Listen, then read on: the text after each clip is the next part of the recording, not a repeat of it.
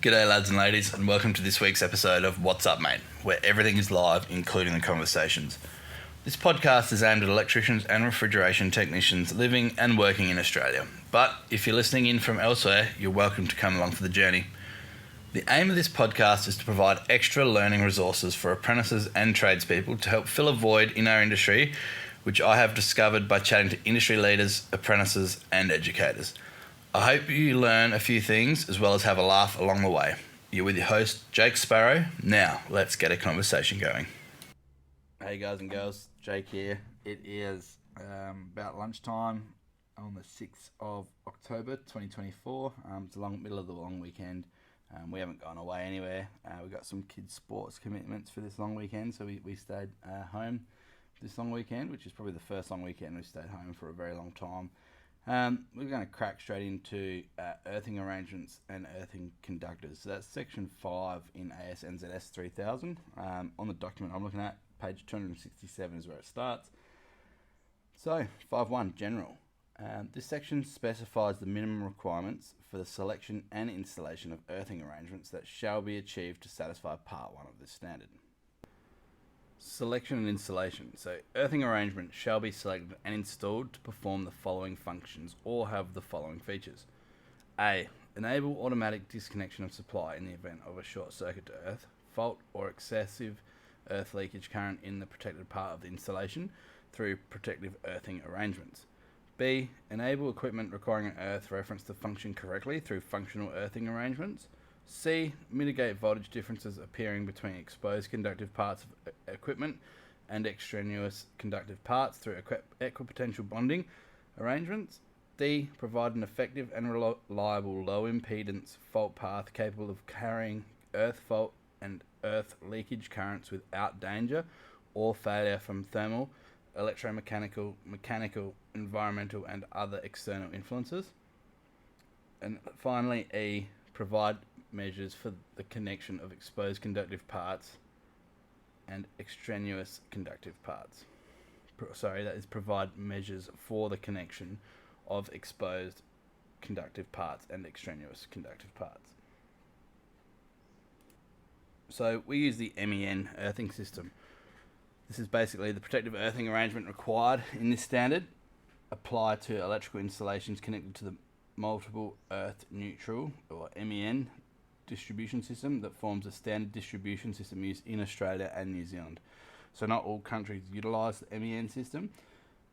Under the MEN system, the neutral conductor, PEN, of the distribution system is earthed at the source of supply at regular intervals throughout the system and at each electrical installation connected to the system within the electrical installation. The earthing system is separated from the neutral conductor and is arranged for the connection of the exposed conductive parts of equipment. Notes: the MEN system as installed in Australia and New Zealand differs from the IEC system. Both systems are identical in principle but vary in detail. For further details, refer to AS NZS 61439 and AS NZS 3007. The MEN system and its various parts are illustrated in figures 5.1 and 5.2. So just have a quick look at that. So they're basically on page 269 onwards. So page 269, so we've got those figures here. Figure 5.1 basically shows multiple earth neutral system of earthing general arrangements with PEN distribution. It says here TNCS, which the T means the distribution system is directly connected to earth at the neutral point of the supply transformer. The N, the exposed conductive parts are connected to the earth point of the distribution system at the MEN point. C, the neutral and protective conductor functions are combined in a single conductor, the neutral conductor of the distribution system. And S, the protective conductor function is separated from the neutral separate conductors. The protective conductor function is separated from the neutral separate conductors within the installation. So figure 5.1 basically shows your service equipment, protective devices for submains and final subcircuits. It has a main neutral coming in straight to the neutral bar with the MEN link linking your earth bar Earth bar is then earth down with an earth electrode to the mass of Earth. It shows also a distribution board and also some equipotential bonding on that. So there's just one example of how to do it. 5.2 shows alternative earthing arrangements in an owner or user operated supply substation installation. So I've never worked on a property that has its own substation, but basically it's showing the same thing where you're providing a three-phase supply to a main switch. You've run a neutral conductor, but you're also running a main earth conductor from the HV customer supply substation in between, and then you're earthing down to the mass of earth at your main board as well. So, other earthing systems. Alternatives to the MEN system may be permitted, provided that the requirement of Part 1 of this standard is satisfied, taking into account any effects on the distribution system supply and the installation. A few examples of this: electrical installation and supply systems in accordance with the description and compliance conditions permitted by IEC 60364 series, electrical installations in surface mines complying with AS NZS 3007, which permits the use of TN, TT, and IT systems.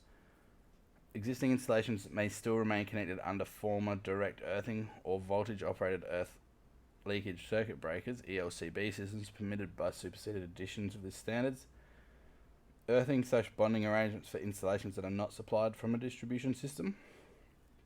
So you might have a generator, you might have standalone solar, and that would be just two examples of earthing not being, a supply system not being supplied from a distribution system. Electrical installations complying with IEC 60364 series, which permits the use of TN, TT, and IT systems as alternatives to the MEN system, and that's a new one they've added in there. Earthing functions. So, protective earthing. What is it? Well, when a fault occurs between a live part and an exposed conductive part, or parts of the protective earthing system, a prospective touch voltage may arise between simultaneously accessible conductive parts. Fault protection by means of automatic disconnection of supply is intended to limit this voltage. Automatic disconnection is achieved by the provision of a protective earthing system in which exposed conductive parts are connected via conductors or similar medium to the earth neutral of the distribution system, and in the event of a fault current or excessive earth leakage current flowing in the protective earthing system, overcurrent or earth leakage current protective devices operate to disconnect the affected part of the installation within the specified maximum duration of the prospective touch voltage. Functional earthing, on the other hand, some equipment may actually be required to be connected to the earthing system for purposes of correct operation, rather than that of a safety conditions associated with protective earthing. In such cases, functional earthing conductors are not required to be selected and installed to withstand fault currents or to be identified in the same manner as a protective earthing conductor. So there's some examples here. Functional earthing connections fitted to certain types of RCDs to provide an earth for an alternative supply connection for the internal electronic circuit operation in the event of the incoming neutral connection becoming disconnected. So a lot of commercial RCBOs you see out there, like the 10kA ones, they'll have a neutral fly lead, but they'll also have a very small earth fly lead that you connect up, and that's basically there to ensure that the RCD will trip in the event of the main neutral becoming disconnected. And conductors connecting cathodic protection systems or radio interference suppression devices to a separate earthing arrangement is another good example of that. And the third one that they provide here, where clean earth is specified for data or signaling purposes in a particular item of electrical equipment, the manufacturer of the electrical equipment should be consulted in order to confirm the necessary arrangements. Where required for operational purposes, functional earth connections for data and signaling purposes should be insulated from all protective earthing connections and conductors and should only be connected together at one point, normally the connection to the main earthing termination/connection or bar. Care needs to be exercised to avoid unintentional contact between the two earthing systems. A conductor insulation colour for functional earth conductors has not been specified in this standard. However, to ensure that functional earthing connections are made to the correct earthing system, a green or green-yellow conductor identification shall not be used. In Australia, for telecom systems earthing, see AS/CA S009. for the requirements of the colour and installation of telecommunications reference conductor. So a couple of examples for functional earthing that weren't listed there would be, we did a large laser cutter and we needed to run a larger separate earth with the equipment as per the manufacturer's specification for it to actually reference a decent earth properly, just so all the electronics were happy. Pretty easy. We just ended up running a 16mm building wire. It was only a 6mm orange circuit that we ran for that laser cutter. It wasn't a huge one, but it asked for a 16mm earth as well, just for a functional earth. And also, in a lot of the newer air conditioning systems, especially the VRF systems, your daisy chain for your comms loop, that will be earthed at your outdoor, but it won't be earthed at each individual indoor unit for your comms loop. It'll only ever be earthed at one point. If you don't do that, sometimes you'll get away with it if you don't have a lot of electromagnetic interference, if you don't continue that earth shielding, but it's always just best practice to continue that earth shielding the whole way through, and you don't earth it at each indoor unit. We just earth it on the outdoor units for that comms loop, for each comms loop. If you do earth it at the indoor units, you will actually get comms faults because you'll get some eddy currents flowing, and it will shut itself down potentially. So not all the time, but it's just got the potential there. So just save yourself the heartache of having to re-terminate everything. So 523, earthing for combined protective and functional purposes. Where earthing for combined protective and functional purposes is required, the requirements for protective purposes shall prevail. So you've obviously got to size your earthing and colour it correctly if you're going to use for combined protective and functional purposes. 5.3, earthing system parts. The protective earthing arrangement for an electrical installation providing protection by means of automatic disconnection of supply and connected to the MEN system of distribution shall include the following parts: protective earthing conductors connecting exposed conductive parts as required, a main earthing conductor, a main earthing terminal, connection or bar, MEN connection between the main earthing terminal connection or bar and the supply neutral bar, an earth electrode, equipotential bonding of extraneous conductive and other parts as required. There's a couple of examples of those in figure 5.1 and 5.2 that we've had a quick brief chat through. The parts of the earthing system shall comply with clauses 5.3.2 to 5.3.7. So, earthing conductor, what can we use? Copper conductors are really good. Copper earthing conductors shall be of high conductivity copper and shall be in the form of stranded conductors. So we can never use a solid core for an earth. Circular braided conductors or solid conductors having a cross-sectional area not less than 10 mil squared and a thickness of not less than 1.5 mil. There's a few exceptions here. A smaller solid conductor may be used where permitted by a particular cable standard. I've not ever come across a solid core earth, to be honest, as in a cable. I'm sure there is cables out there, so if you've got any examples, reach out, send some photos, so I'd be pretty interested to see it. I think the main reason of that is obviously, especially if you think like 1 mil, the people that use 1 mil for their lighting circuits, that's 1 mil solid, how easy is that to snap? If an active or a neutral snaps, well, you know straight away that there's a problem because your lights won't work.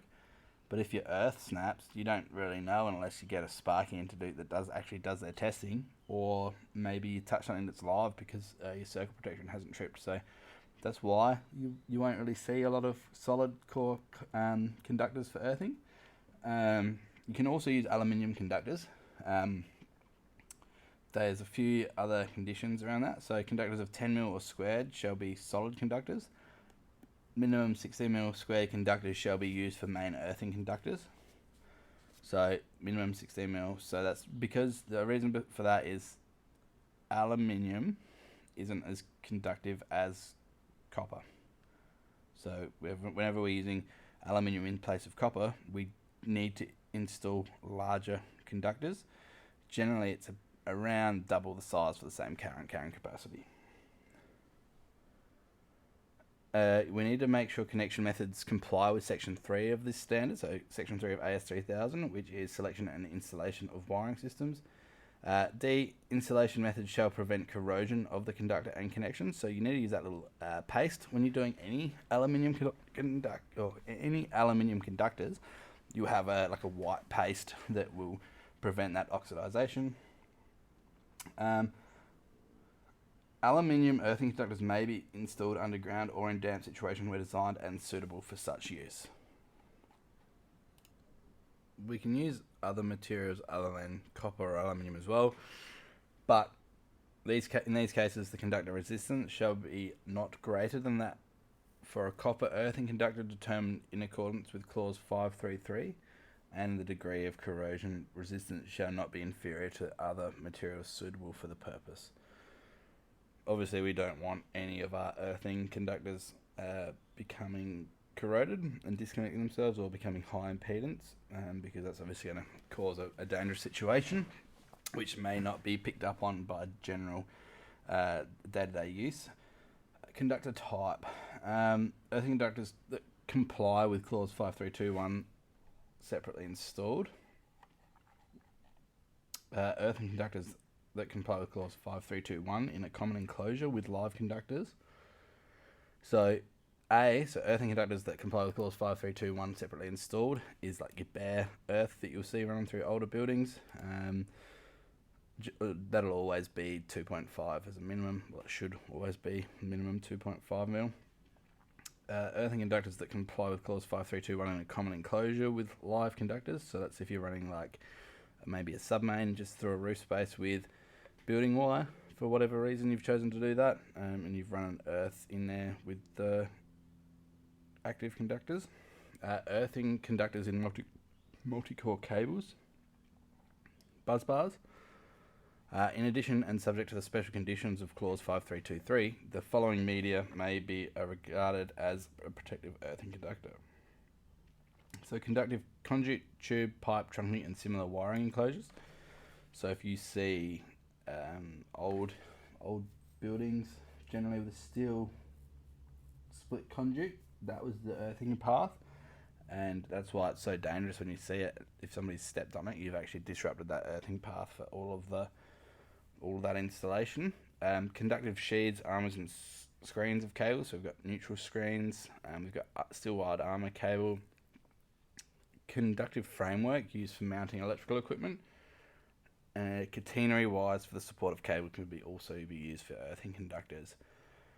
Sprinkler pipes or pipes conveying gas, water, flammable liquid or other conductive non-electrical service enclosures shall not be used as an earthing medium. This requirement does not preclude the bonding of such conductive non-electrical services enclosures to conductive electrical service enclosure in accordance with clause 5.6. Now, the reason we don't want to use obviously any form of a earthing, pipes or pipes conveying gas, water, flammable liquid or other conductive non-electrical service enclosures, we can't use that as your main earth. The reason for that being, if you have a earth fault, or let's say you've got a parallel path for your neutral current, and that is that conductive pipe, if that pipework becomes broken and there's a flammable substance within that pipework, and that pipework gets ruptured for whatever reason and an arc forms, straight away you've got a fire. So I've got a mate who's a spark. He does a lot of real estate maintenance stuff, and he went out to have a look at a job for some tingling taps. He's come through, he's done his tests, he's disconnected the MEN link at the meter board. He's like, I'll just quickly throw my head up in the roof space and I'll check it out. And he actually popped his head up into the roof, and this had happened. So a gas line was basically then following all of the current through that what was potentially the MEN link at that point, and yeah, it actually split and it had started a little fire up in the roof. So lucky he did jump up in the roof and check that out. So you just want to be really mindful when you are hunting down these sorts of faults, is to obviously check to see what could possibly be happening. Just because it's not allowed in the rule book now doesn't necessarily mean that it was never once before, or maybe somebody didn't quite know what they were doing when they were installing their earthing system. So the earthing system is probably one of the more important, but it's also one of the most dangerous connections we can do as electricians. So yeah, just want to be careful. Make sure you know what you're doing when it comes to earthing. If you're not sure, ask or get the book out. There's lots of diagrams in here for sure. Check it all out. Right, some special conditions that we need to look out for. So 5323 on page 274. We've got some special conditions that apply where the components in clause 5322, 1, 2, 3 or 4 are used for protective earthing. So they're the ones that I just spoke about: the conductive conduit, the conductive sheaths, conductive framework, or catenary wires. These special conditions are: conductive conduit, tube, pipe, trunking, and similar wiring enclosures may be regarded as a protective earthing conductor, provided that the electrical equipment to be earthed is supplied by live conductors contained within the wiring enclosure, and for screwed conductive wiring enclosures, the wiring enclosure is directly connected by conductive threads or lock nuts to the electrical equipment to be earthed. Conductive sheaths, armours and screens of cables may be regarded as a protective earthing conductor, provided that the electrical equipment to be earthed is supplied only by live conductors incorporated in that cable. Exception: this condition does not preclude the use of MIMS cable sheath as a main earthing conductor, provided that any circuit protective earthing conductor connected to the sheath are associated only with the circuits supplied through the MIMS cable. Conductive framework may be regarded as a protective earthing conductor, provided that the exposed conductive parts of electrical equipment are mounted on and in effective electrical contact with the framework, and the conductive framework is earthed by the connection of a protective earthing conductor directly to the framework. So, contact with hinged components. Hinged components of conductive frameworks, such as cubical doors, may be regarded as a protective earthing conductor, provided that the fixed component of the framework is connected to a protective earthing conductor, and the fixed and hinged components of the framework are connected by means of a flexible protective earthing conductor. So that's what you'll see a lot of the time on larger meter boards, especially probably in commercial, industrial. You'll actually see they'll have swinging hung doors, but they'll also have like a flexible earth, like either a pigtail or an earth webbing, linking the chassis of the door, the chassis of the board to the hinged door. So you're not relying on that stainless steel hinge to provide that earth. Obviously, over time that might corrode, get dust in it, etc. So you'll have a fixed earth, like a flexible fixed earth connection there. Contact with moving components. The interface between moving components may be regarded as a protective earthing conductor, provided that the fixed component of the equipment is directly connected to a protective earthing conductor. So that's basically what we just said, as well as about the doors. The fixed and movable components of the equipment are in effective contact by means of metal-to-metal bearing surfaces, such as the contact between a rail and wheel or between an axle and bearing. Additional means of electrical continuity, such as sliding shoes or spring-loaded brushes, may be required where an accumulation of rust or non-conductive dust is likely to occur. Catenary wires. A catenary wire may be regarded as a protective earthing conductor, provided that it has not less than 7 strands, is supported by means of suitable anchorages, has a nominal cross-sectional area of not less than 8.5 millimeters squared if constructed of hard-drawn copper or galvanized low-carbon mild steel, has a resistance in accordance with the requirements of 533, and is identified as an earthing conductor in accordance with clause 3834, and for aerial earthing conductors at each anchorage point or catenary support. Right, insulation. So 5324 on page 276. Earthing conductors shall be provided with insulation. Exceptions: the following forms of earthing conductors need not to be provided with insulation. That's aerial conductors, flat braided conductors, buzz bars, sheaths of MIMS cable, conductive framework and wiring enclosures deemed to be an earthing conductor in accordance with clause 5322.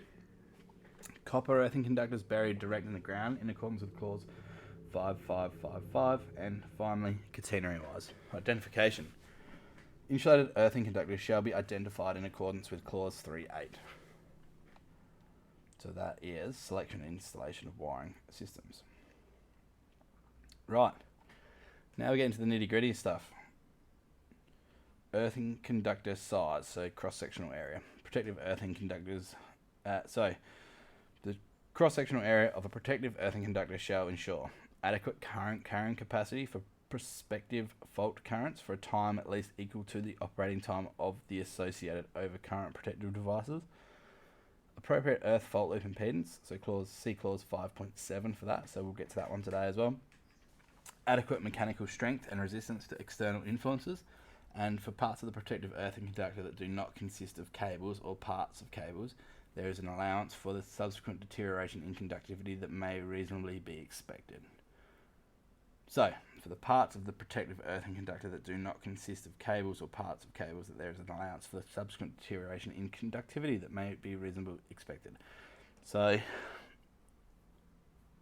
basically they're saying that you need to oversize or either oversize it or so, and you have multiple connection points to prevent that getting to a point where the conductivity will deteriorate, or perhaps you'll need to protect that with some sort of paint or galvanic protection. So it's a bit of a tricky one. Like, we don't know how certain things are going to react over time. Heat, it might have chemicals sprayed on it. We don't know how that's going to affect it.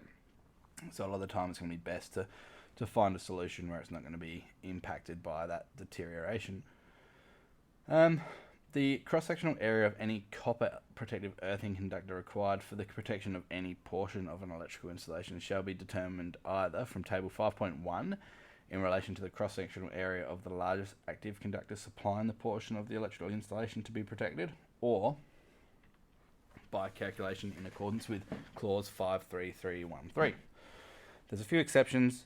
The minimum size of a conductor required for the earthing of exposed conductive parts associated with unprotected consumers mains shall be in accordance with clause 5332 and 5535. So that's when we're going to start looking at neutralising or installing larger earthing conductors, but then also ensuring that our MEN link is of a suitable size. So we can't just have a larger earthing conductor to the meter board if our weakest point is still going to be the MEN link. So we need to make sure we upsize that MEN. Area conductors need to comply with clause 5333, which we've already spoken about. Earthing conductors in cable, flexible cable, or flexible cord shall comply with 5334. So generally speaking, with flexible cables, your earthing conductor will be the same size. So as your actives, the installation should be so prepared that electrical equipment terminals are capable of accepting the protective earthing conductors. Calculation may be necessary if the choice of cross-sectional area of phase conductors have been determined by consideration of short-circuit current. Where the active conductor comprises a number of conductors connected in parallel, the earthing conductor shall be determined in relation to the summation of the cross-sectional areas of the individual conductors forming the largest active conductor to be protected. Where the summation of cross-sectional area does not correspond exactly with the nominal size of the active conductor given in table 5.1, the conductor shall be determined in relation to the nearest larger size of active conductor. The minimum cross-sectional area of any conductive wiring enclosure, cable, component, framework, or catenary wire used as an earthing medium in accordance with clause 5322 shall be such that the impedance of the medium is not greater than that determined for a copper earthing conductor in accordance with this clause. Calculation. So, 53313, page 277, it's about halfway down. This is how we're going to calculate the minimal cross-sectional area of the cable you're going to need. It's not a very tricky formula. Especially if you've got a scientific calculator or a graphics calculator, it'll be really easy. Basically, it's S equals the square root of I squared T divided by K squared. Right, so S is the cross-sectional area of protective earthing conductor in millimeters squared. I is the value of fault current in amps for AC RMS value that would flow through the overcurrent protective device of the circuit connected in the event of a short circuit of negligible impedance. T, the disconnecting is the disconnecting time of the overcurrent protective device in seconds corresponding to the value of the fault current. K is the factor dependent on the material of the protective earthing conductor, the insulation and other parts, and the initial and final temperatures. So, here, notes, value of K for protective earthing conductors in various conditions of service are given in AS NZS 3008.1. For copper conductors not laid up with other conductors with PV installation, K equals 136, or for bare copper conductors, K equals 170. So we need to cross-reference back across to our cable selection standard for that one. There's also examples of this equation being put into practice in 3008. So have I used this formula in the field? Yes. Have I used it recently? No, I haven't. So the only time I've ever used it is before when I was an apprentice actually, and we didn't have access to like Cable Wizard or we use ELEC software, Cable Pro. We didn't have access to that where we were. So there is ways of calculating this, and also some parallel cables. Yes, I probably could have just done it the old way, added it up. All right, well, what's the sum of my two actives? Okay, what's the nearest active size rounded up to the highest one that we've got? Then we just cross-reference that on table 5.1 to determine the earth size. But yes, we could have done that, but we wanted to make sure we weren't pulling through extra cables that we didn't need to. Obviously, copper is expensive, especially when you start looking at the larger conductors.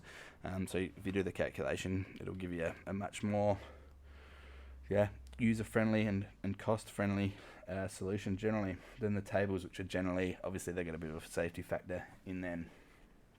So here we are. So we're going to move on to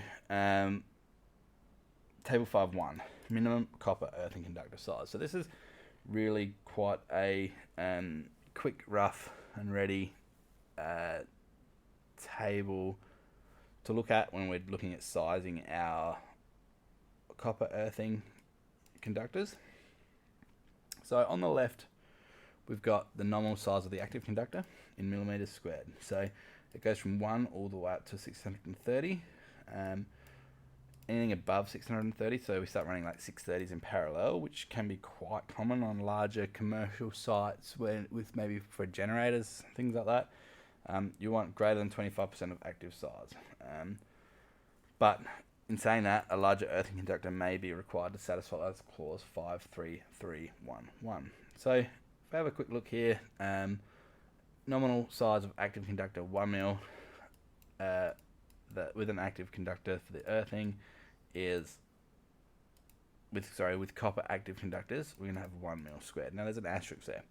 These earthing conductors shall only be used where incorporated in a multi-core cable or flexible cord other than a lift travelling cable in accordance with clause 5334, items B and C. Now this is why I said before that you should never see earth cabling ran by itself less than 2.5 mil in a roof space, especially domestically. You'll see it a lot in the older homes. You can't do it. Why not? Because it says so down below. So you'll see, let's have a look at, let's say 10 mil active conductor, 4 mil earth with aluminium active conductors. You'll notice that there's a dash there because generally you're not going to use, well, you can't use a aluminium conductor of 10 mil.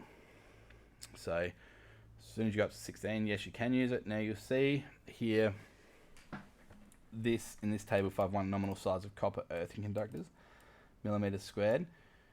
So you'll notice, so let's say 16 mil, right? If we're going to use a 16 mil active conductor, if it's going to be a copper, we need a 6 mil earthing conductor. If we're going to use 16 mil aluminium, we can actually get away with 4 mil. Now that's because the prospective fault current that's going to flow in 16 mil aluminium will be a lot less than what will flow in 16 mil copper, because again, aluminium is a lot less conductive, so more resistance, less current in fault conditions. So just table 5.1, very rough and ready table there for you guys to sort of reference.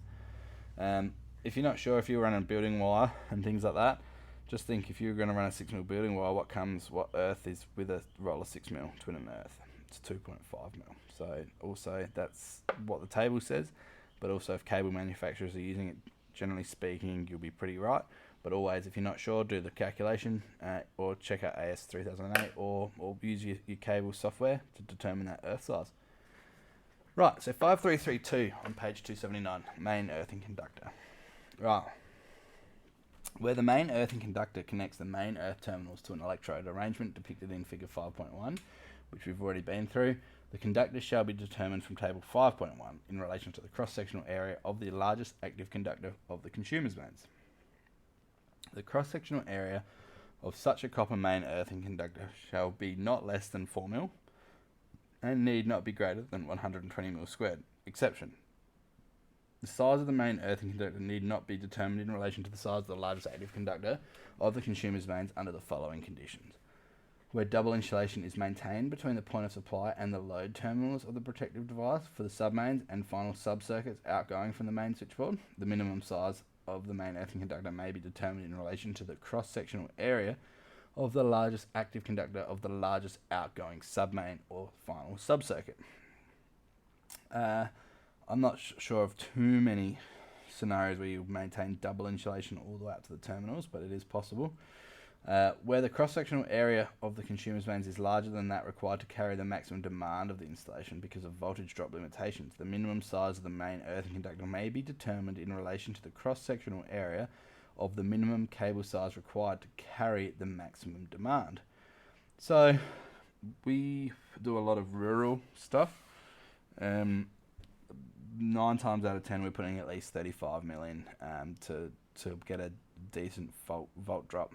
We have to be under 2% from our point of supply in South Australia, and that's determined by SA Power Networks. So we are running 35 mil most of the time for these connections. When we do them, we generally get away with just using a 6 mil as the earth. Now that's because the 6 mil will actually carry the fault current that 63 amp supply that we've asked for from SA Power Networks. So we don't have to use 10 mil earthing or 16 mil or anything larger, because we've only run those conductors because we want a much more stable power supply and we don't want that voltage drop. So we haven't ran that big cable because we don't want 150 amps a phase or whatever it works out to be. We only want it because we want to be able to export a decent amount of solar. We want to be able to also ensure we comply with that 2% volt drop. Because let's be honest, as Sparkies, it's pretty embarrassing if you wire up a whole house and each time that maybe the rainwater tank pump fires up or the pool pump starts up, all the lights in the house dim. That's pretty embarrassing. We want to make sure we don't do that. So we just need to be very careful when we're doing our voltage drop calcs for that exact reason. Where the conductor connects the main earth bar to an earth bar within a substation, the conductor shall be determined from table 5.1 or by calculation. Again, I've never done a substation sort of connection. I'm sure there's a lot of fellas and girls out there that have done them. Aerial earthing conductors. The minimum size of a protective earthing conductor installed as an aerial conductor shall be selected in accordance with 5331. In addition, the cross-sectional area of the earthing conductor shall be not less than size specified in clause 3.12.2 and table 3.9 according to the type of conductor and length of span. Again, that's your selection and installation of your wiring system. We've already discussed that a couple of episodes back, so if you're interested in that, jump across and check it out. Earthing conductors in cables, flexible cables or flexible cords. Right. The minimum size of a protective earthing conductor in the form of a cable, flexible cable or flexible cord shall be selected in accordance with clause 53312, and in addition, the cross-sectional area of the earthing conductor shall comply with the following requirements appropriate to the type of cable or cord.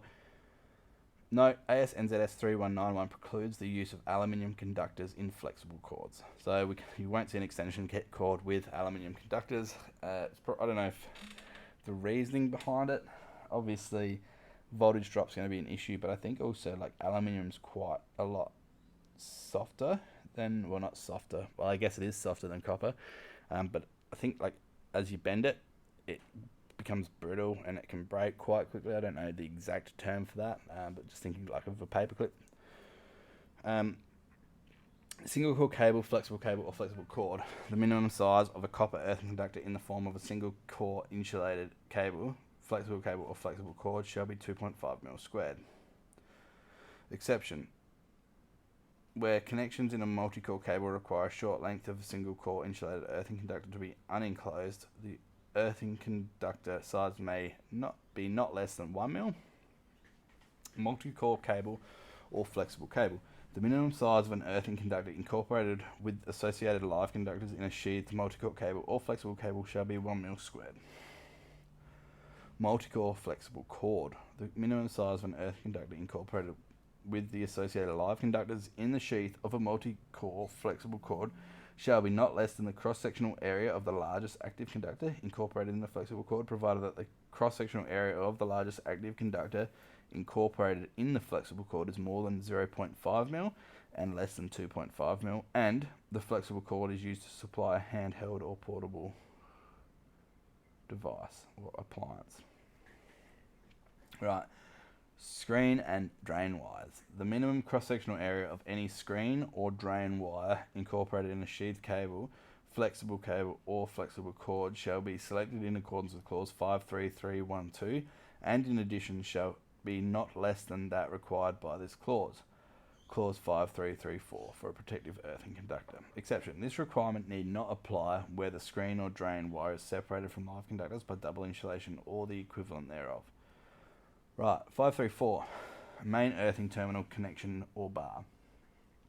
In every electrical installation, a main earthing terminal connection or bar shall be provided at the main switchboard. The following conductors shall be connected either directly or indirectly to form an equipotential bonding network of such conductors connected to that main earthing terminal connection or bar. So, protective earthing conductors. So for all your final sub-circuits, you'll have protective earthing conductors.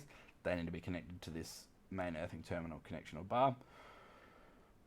Your main earthing conductor. So your main earthing conductor is the conductor that runs between your earth electrode and your main earthing connection or terminal or bar. Your MEN connection will be located there. All of your equipotential bonding conductors will be located there, and a functional earthing conductors, if they're required to commercially, you might need them. A main earthing terminal or connection may be a solder connection for those. Any of those. So in a lot of those older ones, your main earth, a lot of older homes around where I live, they're all basically a solder connection unless they've had, and they're behind the meter panel. Unless you've had a switchboard upgraded, or a switchboard upgrade that's been done properly, I should say. MEN connection, so 535. In every electrical installation there shall be an MEN connection, also known as the MEN link, at the main switchboard. The function of the MEN connection is to connect the earthing system within the electrical installation to the supply neutral conductor by means of a connection from the main earthing terminal connection or bar to the earthing terminal of the main neutral bar. See figure 5.1. So there's actually pictures on how to do this. Exceptions. The NE, so neutral and earth connection, may be made at an earth bar within an owner or user operated supply substation. The NE connection may be made at an electricity distributor neutral bar within the electrical installation, e.g. at the supply substation or meter panel if so required by the distributor. We generally, SA Power Networks don't like our MEN links being in with their connection points, because it's not then serviceable by us as electricians. We're not allowed to touch their infrastructure, which is fair enough. They own it. They need to recertify it. They need to reseal it. So that's why we can't have it under the meter neutral. The NE connection may be made through an earthing conductor or terminal provided by the electrical distributor. Again, we don't see this in SA a lot. It might be different in the other states. An earthing conductor or terminal provided by the electricity distributor may include a special earthing conductor, the conductive sheath of a supply cable or a neutral bar at a substation. Again, we don't see a lot of that. Like, we see little earth stakes in fused pits or unfused pits. When we're doing new connections, we don't connect to them. We never run an earth out to them. So the MEN or neutral earth connection shall be located in an accessible position for disconnection and testing purposes. So that's been added into the rules. And it sort of is why SA Power Network won't allow us to have an MEN link at their meter neutral. Size. So, the MEN connection shall be a conductor complying with clause 532 and have a cross-sectional area capable of carrying the maximum current that it may be required to carry under short-circuit conditions. The minimum size shall be not less than the current carrying capacity of the main neutral conductor, or for switchboards described in clause 255 as rated at 800 amps or more per phase as determined for a protective earthing conductor from table 5.1 or by calculation. So, exception. The minimum size of the MEN connection need not exceed that of the main earthing conductor in the following circumstances.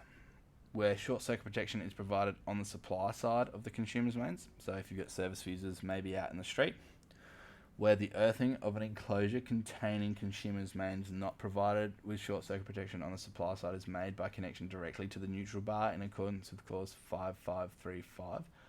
So that's then, technically it's not earthing, it's neutralising, but anyway, where double insulation of the consumer's mains conductors is maintained up to the supply terminals of the service protection device, and short circuit protection is provided by such devices. So, if we're coming from an unfused pit in SA, we will run, generally speaking, we'll run double insulated cables now. There's a few exceptions where we don't have to, but it's just good practice to run double insulated from an unfused pit. Up through into the service fuses mounted on the meter panel. From then, the meter panel will then wire into the meter isolators. From the meter isolator back out to the meters. From the meters then to our final sub-circuits on the top of our meter board. So there's a few little rules, there's a few diagrams how to do this as well. If you're not sure, each SA Power Networks for us, and you'll have other energy providers or distribution networks out there. In SA we've only got the one, we're really lucky, but I understand other states have got multiple, which can be frustrating depending on which area you're working in. Always have a quick check to see how they want that done.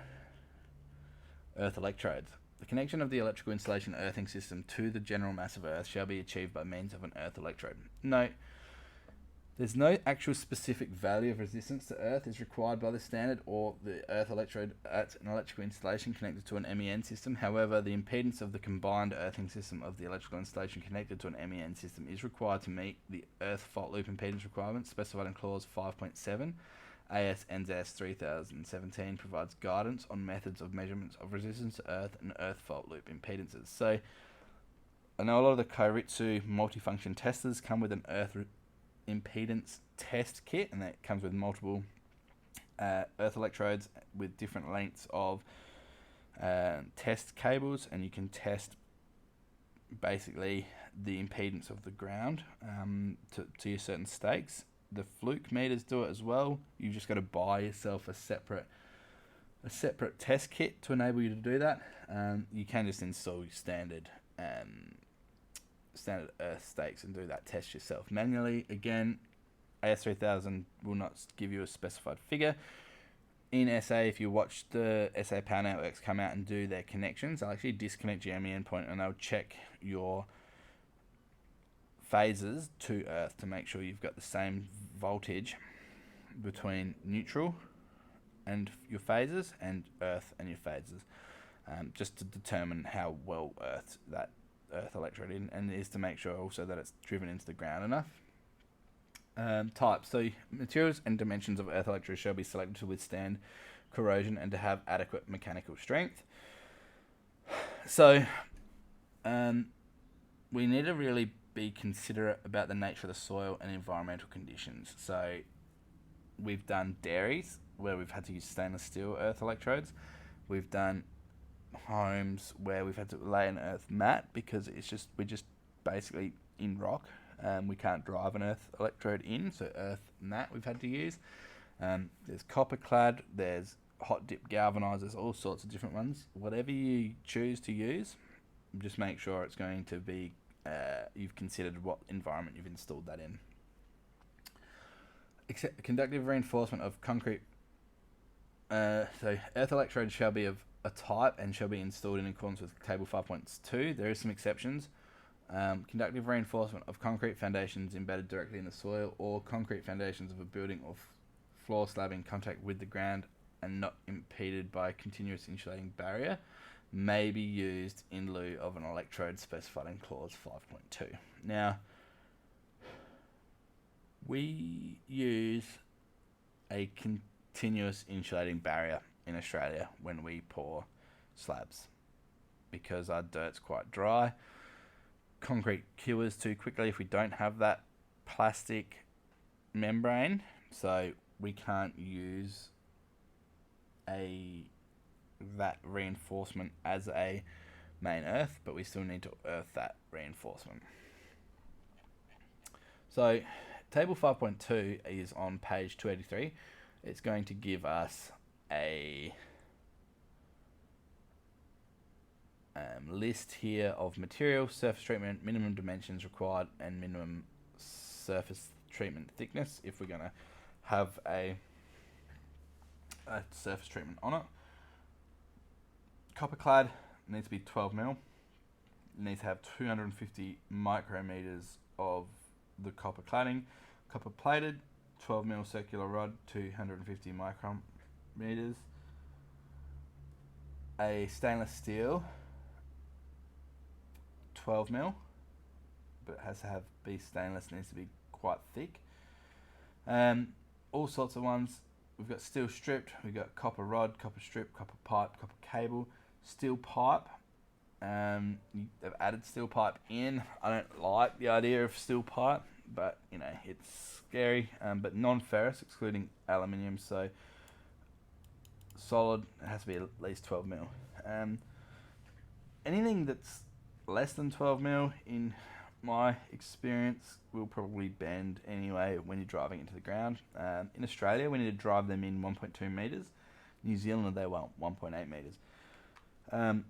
Strip earth electrodes. So strip type earth electrodes buried in a horizontal trench shall be laid at a depth not having less than 0.5 metre cover and with a minimum horizontal length of 3 metres in Australia and 7.5 metres in New Zealand. So we've done a copper cable. Your minimum size, even though you might need it might only require 6 mil for your active sizing, for your earthing, for that, you still need to have a minimum of 25 mil. So, and a length of 3 meters buried at half a meter deep. Now, it's really easy because especially if you're doing an underground connection, you're already going to have a trench open. Just lay it in the same trench, and your job done.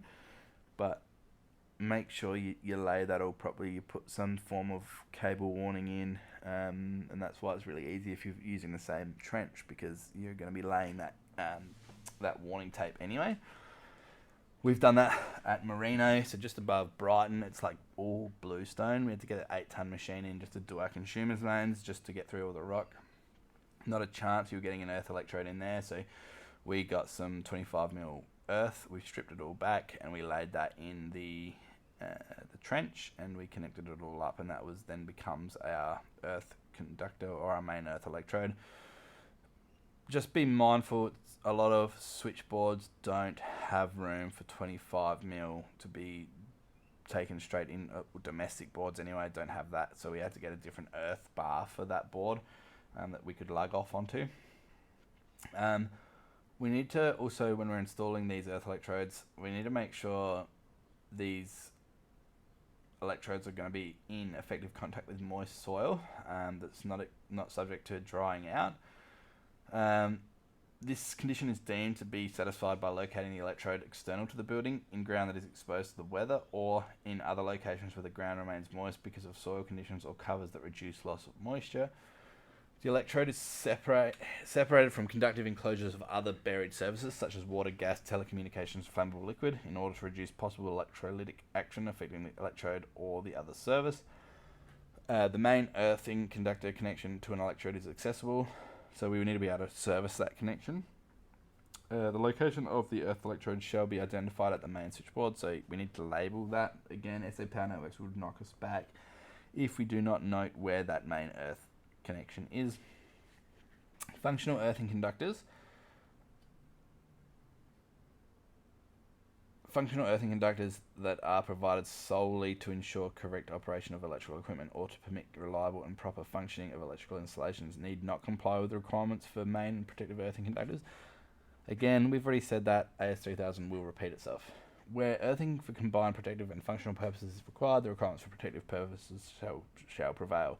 That is word for word what we read out at the very start. I'm not going to go through that again. Earthing of equipment. Exposed conductive parts of electrical equipment shall be earthed where the electrical equipment is installed or could operate in an earth situation, or not installed in an earth situation, but any exposed conductive part of the electrical equipment is electrically continuous with an extraneous conductive part that is located in an earth situation.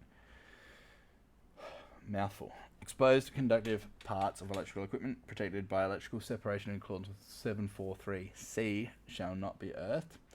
Exposed conductive parts need not be earthed if supplied by SELV or PELV systems in accordance with 7.5. So SELV is separated extra low voltage. So you've got an extra low voltage supply that does not have a reference to earth, and PELV system, which is protected extra low voltage system. Electrical equipment need not be earthed where the wiring of the electrical equipment conforms to protection by the use of double insulation, where the following conditions apply. The equipment complies with AS NZS 3100 for double insulation, needs not to be earthed. So that's, if you're not sure, it basically will have the symbol of it, a square within a square. If it doesn't have that, you can't then deem it to be double insulated yourself. It needs to be certified to be double insulated. Insulation wiring entering equipment. Where cables connecting electrical equipment having double insulation enter the electrical equipment in such a manner that they may come into contact with accessible external conductive parts of the electrical equipment, the cable shall be a type affording double insulation. Where double insulation is afforded by means of insulated and sheathed cables alone, care needs to be taken that screws or nails forming part of the structure of equipment are not liable to penetrate the cable, particularly where the cable is subject to movement during maintenance or other operations. See also clause 393 and 394. So that's back in selection and installation of wiring systems. Internal electrical equipment wiring. Conductors within electrical equipment having double insulation shall be protected, secured, or installed so that if any one conductor becomes detached from its termination, neither the conductor nor its functional insulation can come into contact with accessible conductive parts. The attachment of one conductor to another by tying, lacing, clipping, or the like in such a manner as to prevent either conductor coming into contact with accessible conductive parts, if it becomes detached from its termination, shall be deemed to comply with this requirement. So, again, we don't want to be the people that are determining whether or not something's double insulated. Let somebody else take that risk. Conductive building materials. Conductive building materials shall be earthed in accordance with clause 546. 5413, connection of electrical equipment to earth. Equipment required to be earthed shall be arranged for connection to protective earthing conductors in the form of cables, cords, buzz bars, or similar forms of current carrying material, or another earthing medium such as conductive parts of cables, wiring enclosures, switchboard framework, or the like in accordance with clause 532. Equipotential bonding shall be arranged in accordance with clause 56. Socket outlets. The earthing contact of every socket outlet shall be earthed. Exception, an earthing contact of a socket outlet supplied as a separated circuit shall be bonded to the protective bonding system in accordance with clause 74. In accordance with clause 7510, a socket outlet supplied as an extra low voltage circuit shall not be provided with an earthing contact. Lighting points.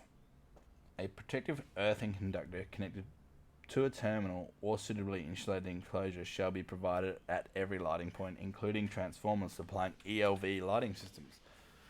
So, if we're installing downlights that are all double insulated, we still need to run an earth to the 240 volt sockets, because somebody may remove that light and install something that requires an earth. Protective earthing conductor need not be provided for the following lighting points. Festoon type lamp holders of the all insulated type, lighting points where the luminaire is earthed by attachment to screw conductive conduit or pipe, and lighting points consisting of a luminaire installed outdoors on a non-conductive pole where the luminaire is not in an earth situation, ELV lighting points. So we're not going to run a earth connection point to a 12 volt light, but we're going to run an earth to the transformer connection point or the LED driver connection point. it's good practice. Always do it. Luminaires. The exposed conductive parts of luminaires shall be earthed. Where earthing of equipment is not required in accordance with 541 will be a bit of a loophole. Where a protective earthen conductor is not required in accordance with clause 543, again another loophole. Where installed outdoors on a non-conductive pole and the luminaire is not in an earth situation, we're supplied an ELV in accordance with clause 7.5. So there's a few, I guess, ways you can get around it. Again, in my experience, a lot of the time it's just easier to install on earth. You may not necessarily connect it to anything, but if it's there, it's there. You've got it to use later on if you need it. Conductive supports for aerial conductors. Conductive poles, posts, struts, brackets, stay wires, and other conductive supports for low voltage aerial conductors shall be earthed. That's generally in case something live comes into contact with it. It's earthed. It will short out and it will not become live. Structural metalwork, including conductive building materials. Steel framed homes. I hate them. But, so 546. Structural metalwork forming the frame of a structure containing an electrical installation or part thereof, including sheds or similar structures that are permanently connected to the electrical installation wiring, shall be earthed. The size of the earthing conductor used for the earthing frame shall be determined from clause 533 in relation to the cross-sectional area of the largest active conductor that is contained within the framework of that electrical installation. For combined outbuildings, each outbuilding shall contain its own individual bonding connection to the conductive frameworks within that outbuilding. All other conductive building materials shall be earthed where the risk of contact with live parts or electrical equipment or insulated unsheathed cables exists, or double insulation of cables in contact with conductive building materials is permanently and effectively maintained. Tricky. So, give you an example. 6 townhouses. We did 2 groups of 6 townhouses on Anzac Highway, Glenelg, in South Australia. Communal meter board at the front. Sub-mains were run by another contractor with no earthing. He was going to install earth stakes for each individual dwelling. The issue with that was that they were all steel framed, shared one continual slab, and had electrically continuous gas mains throughout the whole property. So, tricky one. We ended up ripping out the old sub mains. They were the wrong size anyway. And to be honest, a junkie did most of our work for us, which was actually pretty handy. So then we ran a earth with the sub mains for each individual unit to a steel distribution board within the garage of each unit. So we had 6 units in each group. We then earthed the steel subboards were then bolted to the framework of the homes using large bolts. I think they're like 10mm bolts, but multiple of them. Might have even been 12mm, I can't remember off the top of my head now, so quite large bolts. And the earth that we ran with the submain was directly connected to that subboard as well. So we had that really good earthing conductivity to the frame at that point. We also then ran through with a trailing lead and we actually measured our earth resistance. They're actually 2-story townhouses, with some of them had terraces on the top.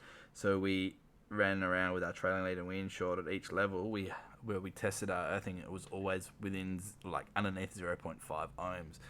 Now, really quite easy. So that basically got us out of having to use those 90Bs, so those black plastic shrouds behind each light switch and each power point. The only time we continued to use those 90Bs were when we had our conductive sarking. So the tin-backed sarking that you see on external walls and the dividing walls between the units, we still used it there because we couldn't guarantee that sarking was going to remain away from those power points without those shrouds, and we couldn't obviously effectively earth them as well. We couldn't guarantee that earth would be continuous, so we ended up using shrouds there. And also for the small section where you could get into the roof space to service the water meter and stuff. There was a power point adjacent to that for the roller door, so you could stick your fingers in that too. So we put a 90B shroud on them. So there's ways around having to put shrouds or earth each single point. You can just earth one point of the installation as long as it's less than 0.5 ohms. So just explore that option next time you do a steel frame structure. It'll save you a lot of time and money. Connection to protective earthing conductors. Earthing of parts of structural metalwork, including conductive building materials, may be affected by the connection of a protective earthing conductor of appropriate size at one point of the metalwork, provided that the resistance between the earth bar and any part required to be earthed does not exceed 0.5 ohms. Well, there you go. That's where I got my 0.5 ohms for that last little story about those townhouses. 547 submersible pumps. The exposed conductive parts of a submersible pump shall be earthed by means of a protective earthing conductor that is terminated at the pump motor. The termination shall be made in a manner that provides sealing against ingress of moisture and protection against possible mechanical damage and corrosion likely to occur at the point of installation. This requirement may be satisfied by terminating the protective earthing conductor at the motor at a terminal incorporated in a housing or an internal or external construction component in accordance with clause 5562. Again, every single submersible pump that I've installed has always had a flying lead coming out of it that is like encapsulated, so water ingress isn't an issue. We then terminate onto those flying leads in the form of like a resin filled heat shrink, or the flying leads are then long enough to be then run out to a control box. VFDs, variable frequency devices. Devices that produce high frequency currents in the protective earth may produce touch voltages that are dangerous to persons and livestock. So the voltages may be as much as 100 volts, but the manufacturer's advice should be sought when installing these types of device. These higher frequency voltages may not be detectable using normal 50 Hz test instruments. An oscilloscope and ballast resistor is required. Attention is drawn to the safety requirements for electronic equipment in AS 62103. Right, earthing arrangements. An earthing conductor deemed to be the main earthing conductor shall be taken from the main earthing terminal or connection or bar at the main switchboard to an earth electrode complying with clause 536. The earthing conductor shall be run in as direct as manner as possible and shall not be directly connected to the terminal of any accessory luminaire or appliance. Exception: the main earthing conductor may be taken to an earth bar within a customer substation forming part of the electrical installation, or the main earthing conductor may be taken to an earthing conductor or terminal provided by the distributor, or if required by the distributor, to a distributor neutral bar within electrical installation. Note, an earthing conductor or terminal provided by the distributor may include a special earthing conductor or conductive sheath of a supply cable or a neutral bar at a substation. So connection to the earth electrode. The connection of the main earthing conductor to the earth electrode shall be accessible for visual inspection and for the purpose of testing. It may be an underground pit that needs to be to do this. We also need to make sure the pit is big enough to actually put our test equipment in. So you'll see a lot of those, especially with like exposed aggregate driveways and paths and things like that. You have that little that main earth box. Where reinforcing steel is used as the earth electrode, this testing condition is deemed to be satisfied by the provision of a test point on the main earthing electrode. We also need to make sure that the connection is being made by means of a suitable device in accordance with the manufacturer's specifications that provide adequate electrical conductivity. So whether you're crimping on, whether you've got compression terminals, whether you're using a CAD welding sort of a setup, you're going to be guided there by manufacturer's specs. Provide protection against mechanical damage likely to occur to the main earthing conductor to the connection to the electrode at the location in accordance with clause 5552, and be suitably protected against corrosion in accordance with clause 5553. So real quick, mechanical damage, especially for domestic installations, is going to ensure you have conduit right up to the connection point. That's then suitably connected to the building structure, but also the earthing electrode. And a protection against corrosion in accordance with clause 5553. So whether you're using galv paint, or there's that green putty that you can put over it. I'm not sure what that is called. It skips me at the moment. We've used that for like the stainless steel rods. It's like a green masticky sort of stuff. It's kind of gross. If your earth electrode is like north, east or west, it will deteriorate and it will fall apart. So you might need to periodically go back to ensure that that's in one piece, or find a way to make that putty last a bit longer, whether you paint it or what, I'm not sure. Labelling. The main earthing conductor shall have a permanent label attached at the connection to the earth electrode with a legible warning against disconnection in the following form. Warning: main electrical earthing conductor, do not disconnect. SA Power Networks will not connect to you if you do not have that little tag.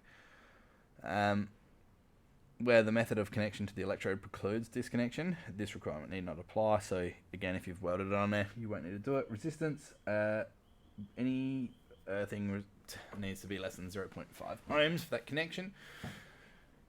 Protective earthing conductors. So 552, page 290. All protective earthing conductors shall be directly connected to the main earthing conductor or to another point on an earthing system that is connected to the main earthing conductor. Protective earthing conductors shall not normally carry load current. The connection shall be made at one or a combination of the following points. An earthing terminal or connection or bar at the main switchboard is provided specifically for the connection of earthing conductors, and that is directly connected to the main earthing conductor.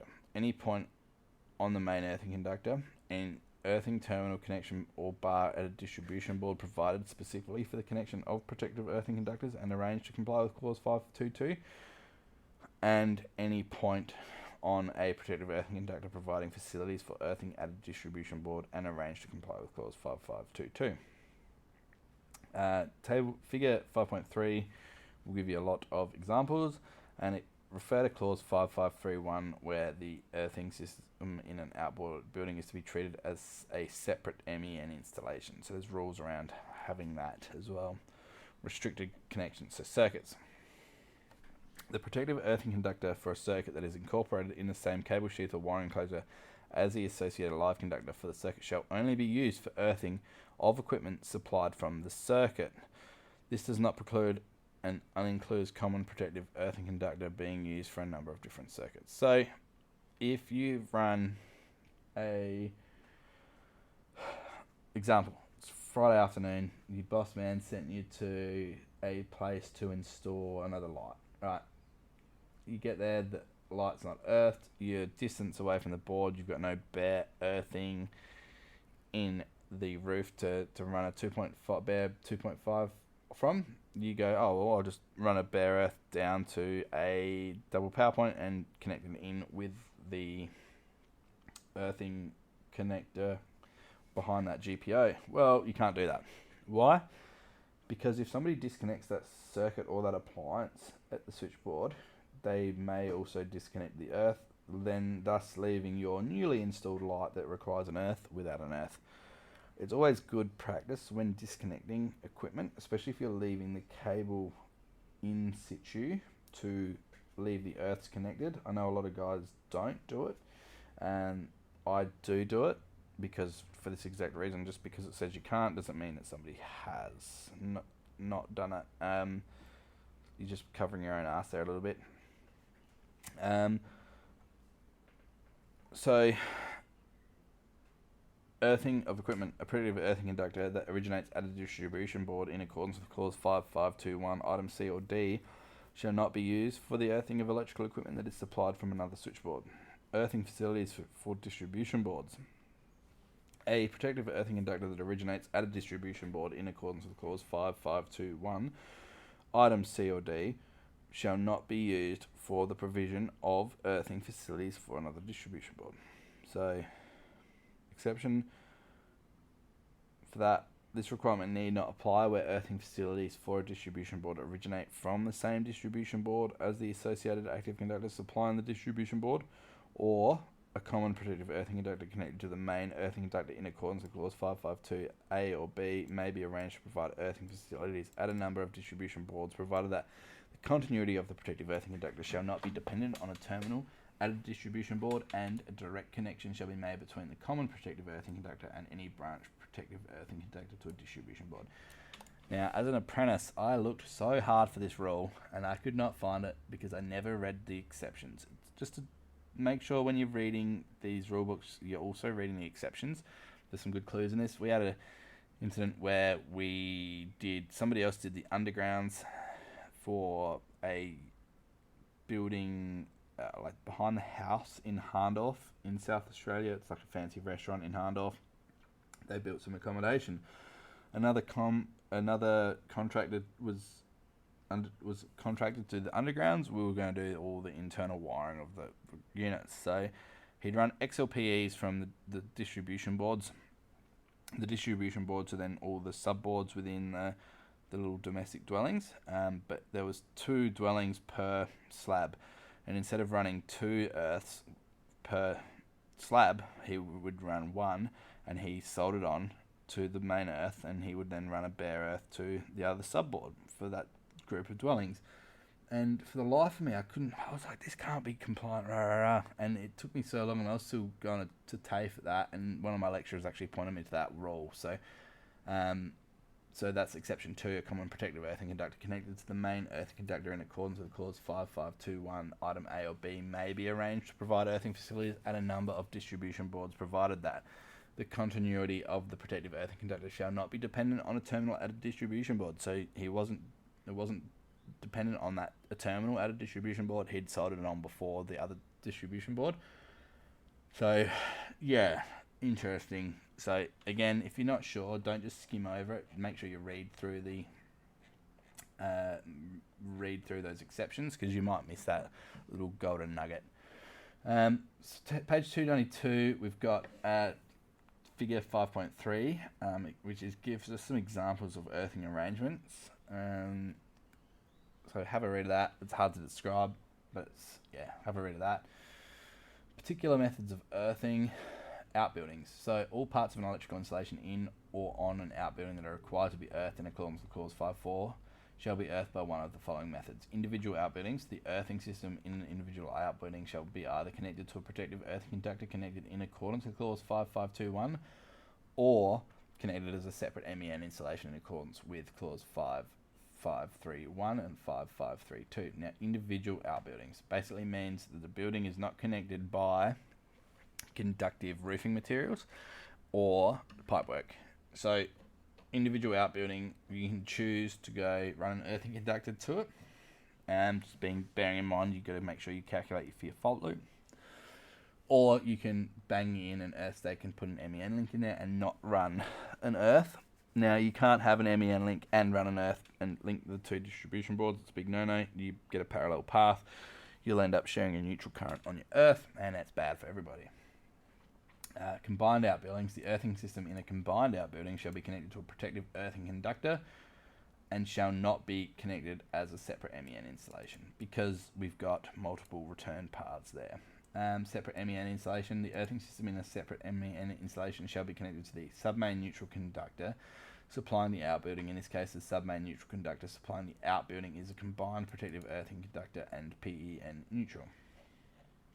So, some good pictures here to make sure we're doing everything right with that. Wiring systems, and it's actually really dangerous, and you'll pick up on it quite quickly too.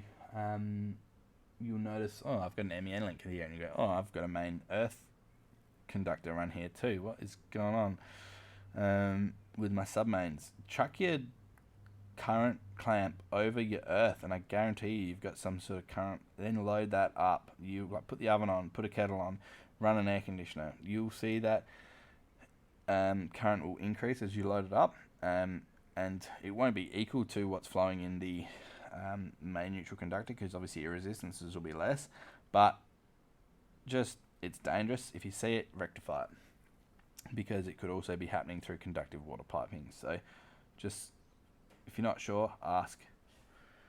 So we've got some pictures. Figure 5.4 gives an example of an individual outbuilding, and figure 5.5 gives an example of a combined outbuilding. Wiring systems. Basically, conductive wiring enclosures, exposed conductive parts of wiring enclosures shall be earthed at the end adjacent to the switchboard or accessory at which the wiring enclosure originates. Conductive sheaths, arms and screens of cables or cords required to be earthed shall be earthed at the end adjacent to the switchboard or accessory at which the cable or cord originates. So, electrical equipment supplied by flexible cords or cable. The exposed conductive parts of electrical equipment supplied by flexible cord or flexible cable shall be earthed by connection to a protective earthing conductor incorporated with the associated live conductors in the sheath, braid, or enclosure of the supply cord or cable. Switchboards. Electrical equipment mounted on the conductive framework of a switchboard may be earthed in accordance with Clause 5323C. Unprotected consumers' mains. Exposed conductive parts associated with consumers' mains not provided with short circuit protection on the supply side shall be earthed by a conductor or by direct connection to an earth bar such that either has a current carrying capacity not less than that of the main neutral conductor. Unprotected consumers' mains are those that are protected by a service protective device or SPD as shown in figure 2.1. So that is general arrangement, control and protection section. This conductor shall be connected to the main neutral conductor or bar, or the main earthing terminal connection or bar, in which case, in accordance with clause 5352, the cross-sectional area of the MEN connection shall be not less than that of the main neutral conductor. So, tricky. There are some figures here. So figure 5.6a is the earthing arrangement for conductive switchboard enclosure associated with unprotected consumers' mains.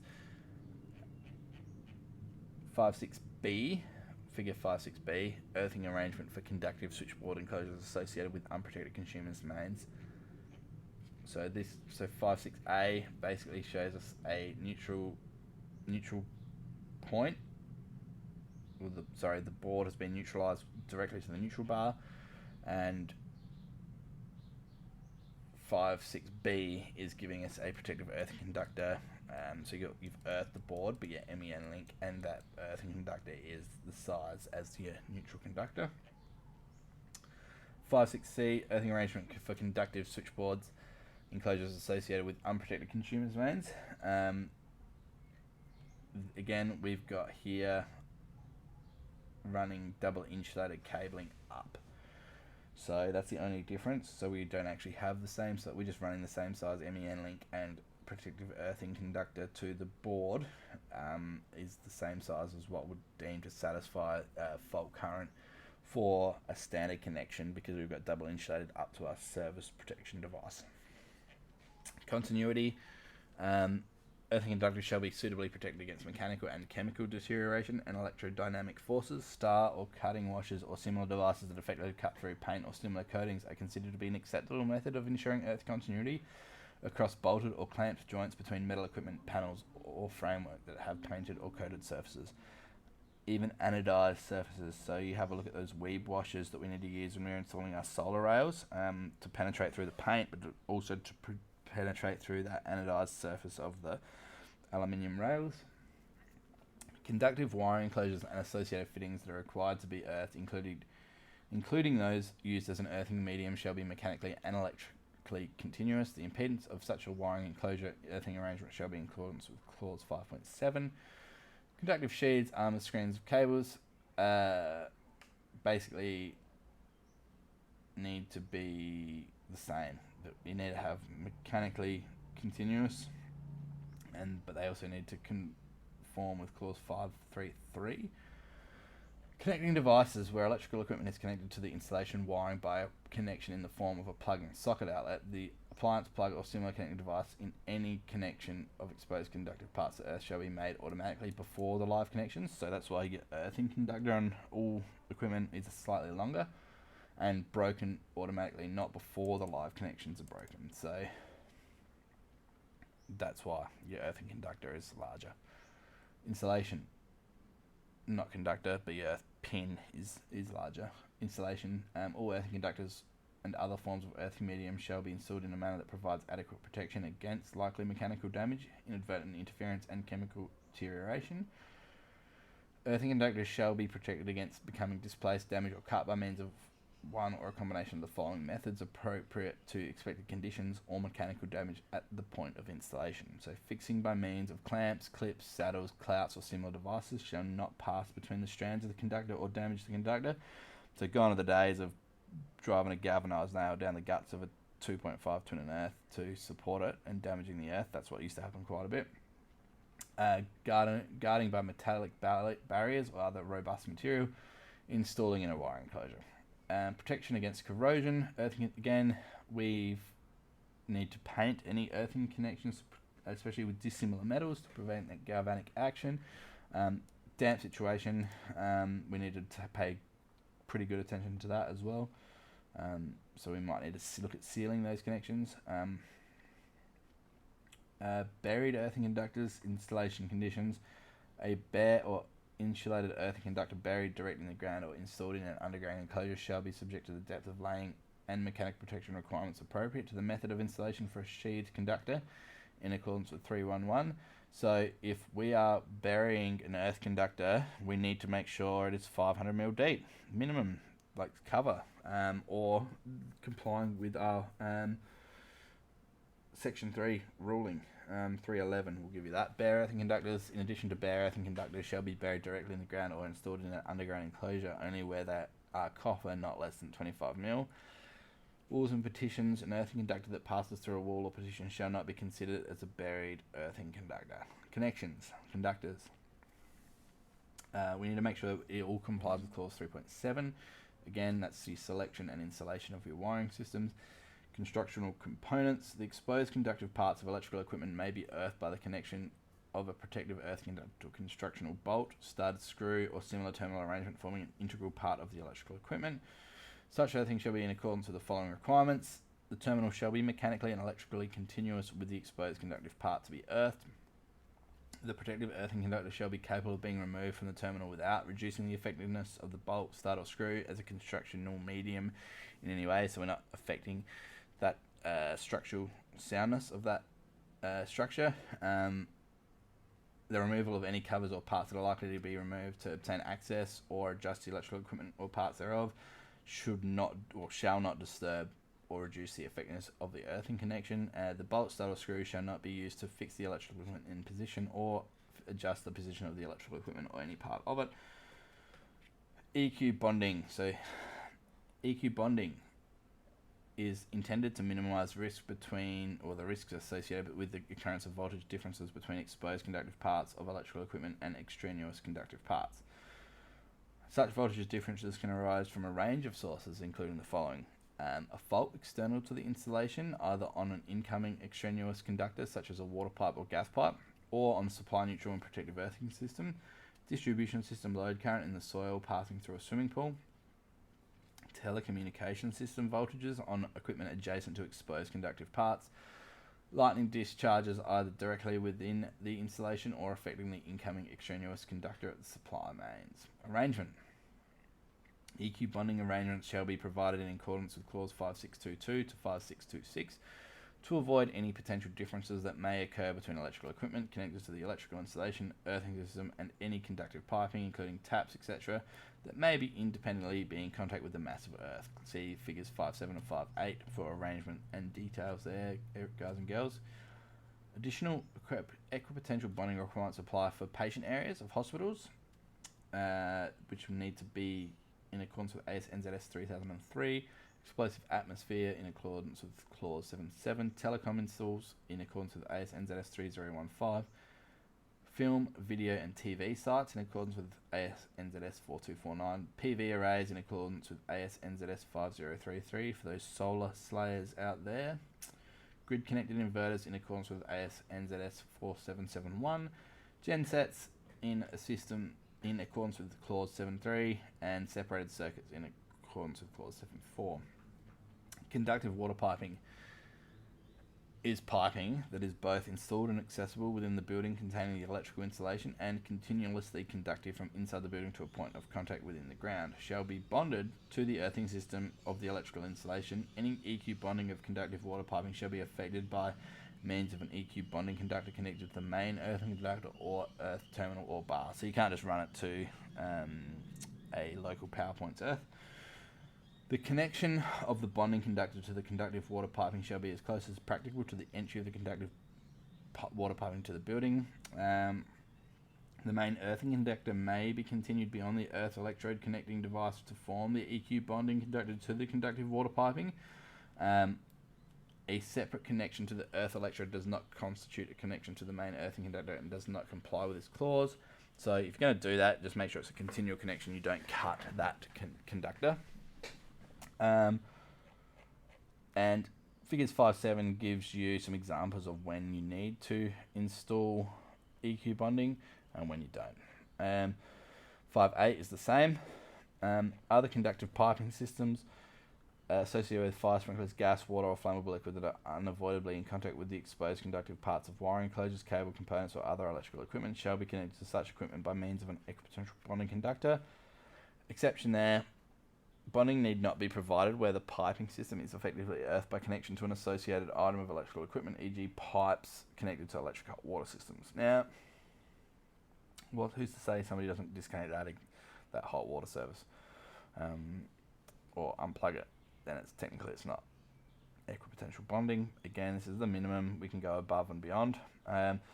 Conductive cable sheaths and conductive wiring enclosures. The conductive sheath, armour, or conductive wiring enclosure of conductors operating at above ELV shall comply with one of the following. Conductive sheath, armour, or conductive wiring enclosure shall be bonded to any conductive pipes containing flammable agents such as gas or oil with which they are in contact. The bonding shall be arranged to prevent appreciable voltage differences at points of contact. So, showers and bathrooms. So 5625, this is a pretty good one. Any conductive reinforcing within a concrete floor or wall of a room containing a shower or bath shall be bonded to the earthing system of the electrical installation. Now, that is fun. A lot of concreters, when you're doing your new homes, will not do that. They will not provide an earthing electrode. So while you're there doing your slab penetrations, my recommendation is to install an earthing point. If you don't, you might be jackhammering up the slab. Whether or not you can back charge that to the builder is another question.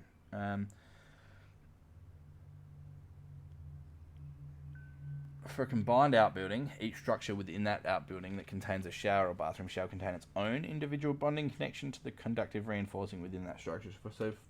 So for back to those townhouses I discussed that we did at Anzac Highway, we had a slab bond for each of our dwellings, even though they shared the same slab.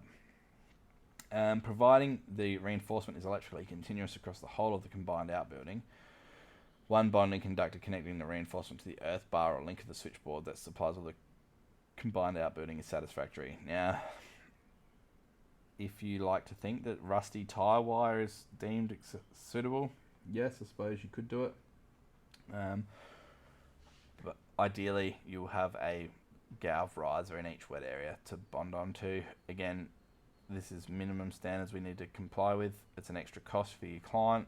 Are they going to understand the benefits of it? Probably not. Are they ever going to see the benefits of it? Probably not. It's a hard sell.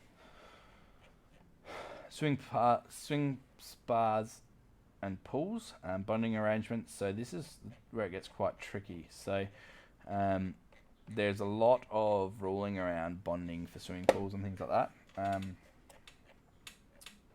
Net potential bonding conductor in accordance with clause 563 shall be connected between the conductive pool structure and the pool equipotential bonding.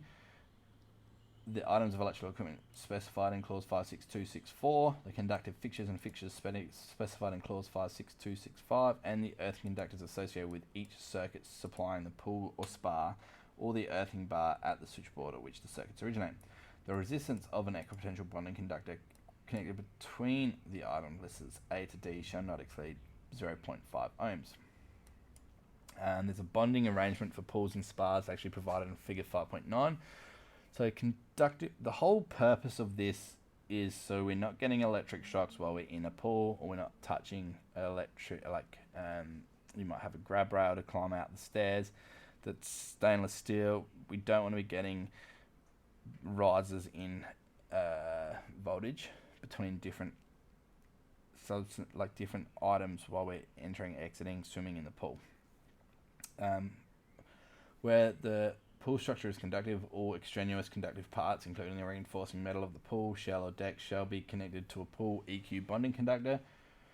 Complying with clause 56263, the connection point shall also be bonded to the earthing conductors associated with each circuit supplying the pool or spa, or the earthing bar at the switchboard at which the circuits originate. So, the connection point shall also be bonded to the earthing conductors associated with each circuit supplying the pool or spa, or the earthing bar at the switchboard. Where the pool structure is conductive, the connection point shall be installed and bonded in the installation earthing system regardless of other requirements specified in clause 56264 and 56265. This requirement need not apply where the reinforcing metal of the pool or shell or deck is electrically continuous 0.5 ohm to the reinforcing metal within the concrete floor of the electrical installation, and that reinforcing metal has been bonded to the earthing system of the electrical installation as required with 5625. So we've got an in-ground swimming pool within a building, within an existing slab, and the reinforcing for the house and everything is all one big bit of reinforcing. Don't need to do it. Pool equipment bonding connection point. An equipotential bonding conductor connection point as required by clause 56262 may be used as a connection point for the bonding arrangement required by clauses 56264 and 56265. The connection point shall be located in a position that will be accessible with space for connections to be made after pool construction, e.g. located adjacent to the pool equipment, identified by marking of its location on the switchboard at which the circuits supplying the pool or spa originate, or other permanent location, designed and constructed in accordance with clause 3.7, so it's selection and installation of wiring systems again, protected against mechanical damage, and protected against corrosion in accordance with clause 5553. Pools are either salty, they've got magnesium in them, or they've got chlorine in them, all three of which are very corrosive. We need to be careful. Electrical equipment. The following items associated with electrical equipment shall be equipotentially bonded. The exposed conductive parts of any electrical equipment in the classified pool zone, any exposed conductive parts of electrical equipment in contact with the pool water, including water in the circulation or filtration system, e.g. filtration pumps and heating systems. Conductive fixtures and fittings, where items specified in clause 56262 or 56264 are required to be equipotentially bonded. The bonding shall be extended to any fixed conductive material such as pool ladders, diving boards, conductive fences, pipework, and reinforcing metal in concrete slab. I would even say, we've even done it with in-ground pools where they've got retaining walls with steel sleepers. We've earthed them. So that is installed within arm's reach of the pool edge and that is in contact with the general mass of earth, either directly or indirectly. So figure 5.9 gives you a very decent example of what you need to do. It's just very important to get your EQ bonding around pools correct, because you've got wet bodies, so your body's insulation's down, all sorts of stuff, so you've got to be careful. Telephone and telecom earthing systems. We've not done a lot of this. The telephone and telecommunication earthing systems may be connected in common with the electrical installation earthing system in order to minimise the risk associated with different voltages appearing on the two systems. If the telephone and telecom earthing system is directly connected to the electrical installation earthing system, it should be connected either to the electrical installation earthing system at an enclosed terminal provided for the purpose, or directly to the earth electrode by an independent connecting device and shall be clearly identified. So there's a few old houses up Mount Barker, Nan, Camantu, Callington, that's sort of the area I did my apprenticeship. They actually had the earthing system was directly connected to the earthing electrode. You don't see that anymore, especially with now that NBN's come in nationwide. Protective earthing connector for this stuff always minimum 6mm. Bonding conductors. So 563 basically need to be selected in accordance with clause 5.5. The size of an EQ bonding conductor shall be determined in accordance with clause 5632. The size of equipotential bonding conductor shall be determined from the requirements of this clause as appropriate to the particular bonding conductor application. The EQ bonding conductor need not be larger than the sizes specified below, provided the installation conditions are such that mechanical damage is unlikely to occur, and in accordance with clause 575, a larger size is not required to reduce the earth fault loop impedance. The size of EQ bonding conductors shall be in accordance with the following: conductive piping, cable sheaths, and wiring enclosures. The EQ bonding conductor required in accordance with Clause 5622 to 5624 shall have a cross-sectional area not less than 4 mil. So we've basically got minimum 4 mil. Anything above you sweep. Showers, bathrooms, and swimming spa pools. The EQ bonding conductor is required to connect conductive parts of a shower. Shall be not less than 4 mil. Again, we can use bigger, but the issue with that is obviously fitting it onto the equipment. We can't use less, but we have to use bigger than 4 mil if we've got a result of less than 0.5 ohm. We want to make sure those EQ bonds are quite good. Otherwise, we'll have issues with voltage rise anyway, which is the whole thing we're trying to avoid.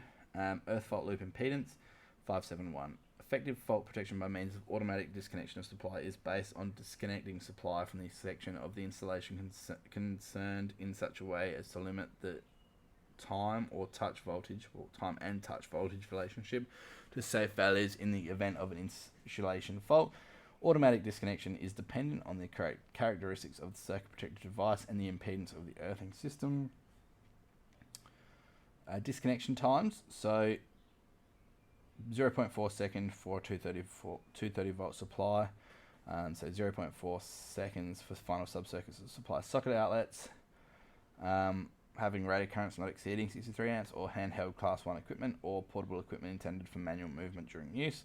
5 seconds for other circuits where it can be shown that people are not exposed to touch voltages that exceed safe values. Refer to Appendix B, paragraph B4.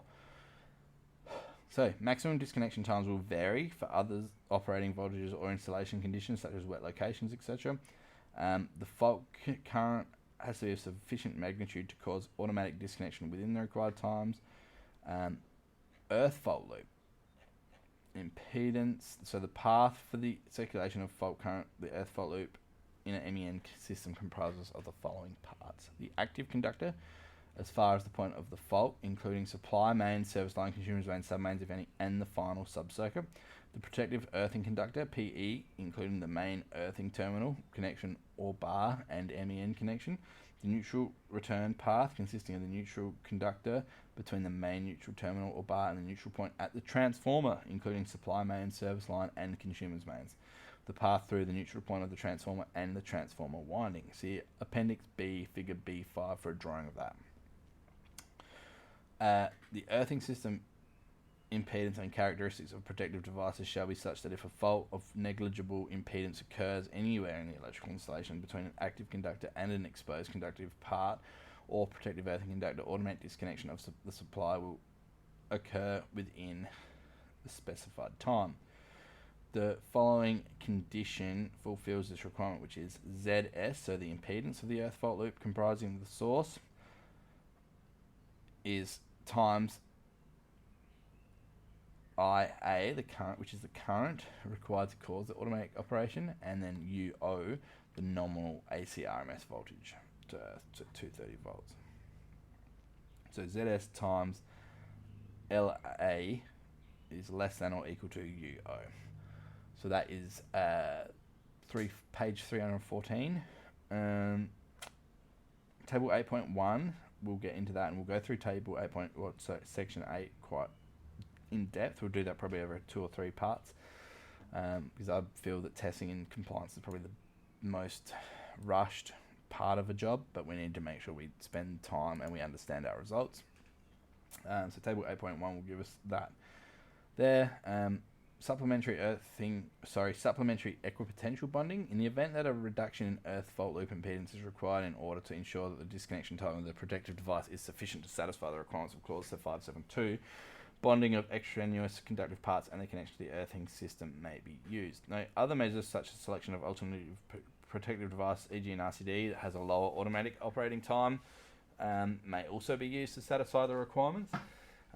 Another way to satisfy that, if you've got a poor fault loop and you've got an outbuilding that's got no conductive connection to the supply building, you could, and you've run a earth, and you've still got a poor earth fault loop, you might just be, if you can meet the conditions, think about installing an MEN link and an earth stake down to the ground for that. and you'll increase your fault loop. But just please make sure to remember you disconnect the earth between your outbuildings when you do that. So just, be very careful when you do that. Other earthing arrangements. So fault protection for electrical separation, protective earthing conductors, and equipotential bonding of conductors shall be arranged in accordance with the requirements of 7.4.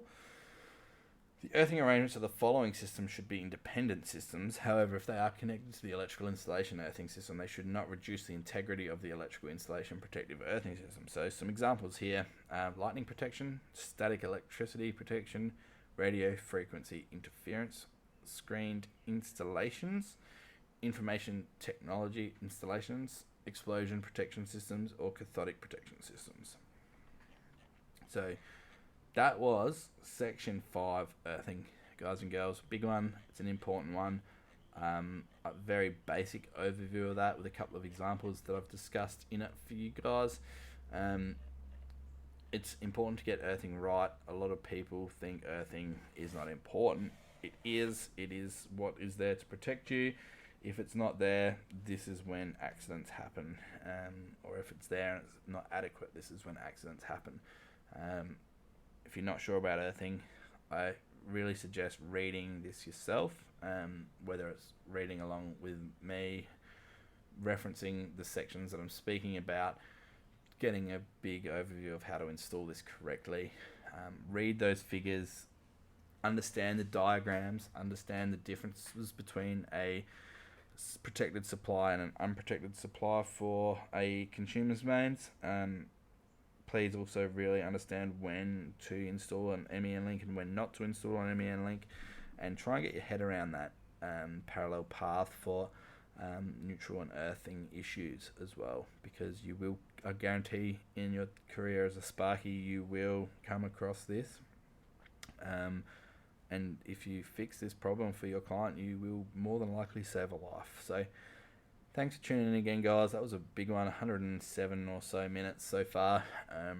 Big one. Please reach out if you've got any questions about this one. Next week, we're going to move along to section 6, which is damp situations. Then we're going to have a chat about special electrical installations, so section 7. Section 8, which is probably the most important one, like I've just discussed, about your testing and verification. So thanks for tuning in. I've also put a couple of videos on our Instagram and our Facebook page, which may be of interest to everybody. If not, I don't care if you do or you don't watch them. I'm just thankful you've all stuck in for this episode this far. Have a cracker week out there, guys. And remember, it's only a 4-day work week in Australia for most people. So make the most of it.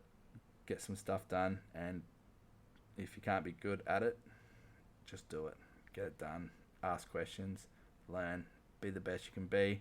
I'm still learning, finding better ways to become the best Sparky that I can be. I'm learning still every day. But here I am trying to teach you guys as well. So, have a cracker week, guys and girls. I will speak to you all next week. Thank you very much. Bye.